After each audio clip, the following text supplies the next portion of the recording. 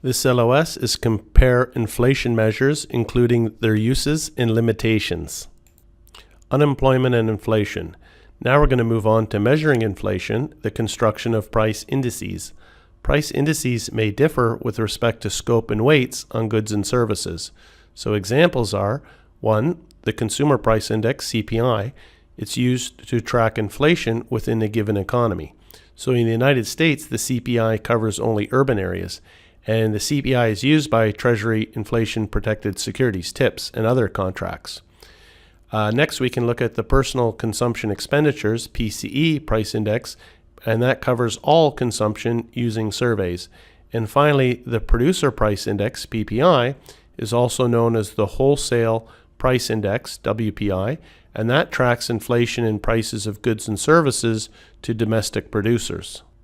So a quick practice question to check our understanding. The characteristic of national consumer price indexes, which is most typically shared across major economies worldwide, is A, the geographic areas covered in their surveys, B, the weights they place on covered goods and services, or C, their use in the determination of macroeconomic policy. Okay, that's a good question. C is correct. Central banks typically use consumer price indexes to monitor inflation and evaluate their monetary policies.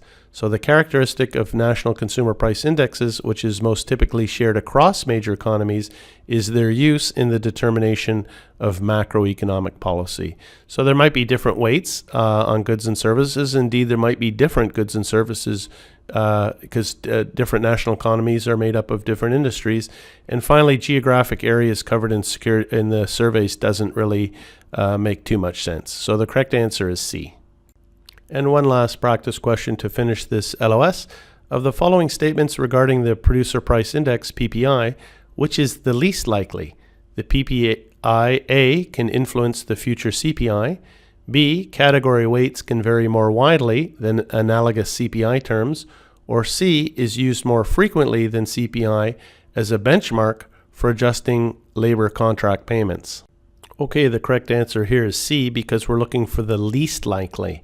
So it says here, of the following statements regarding the PPI, C is it's used more frequently than the CPI as a benchmark for adjusting labor contract payments.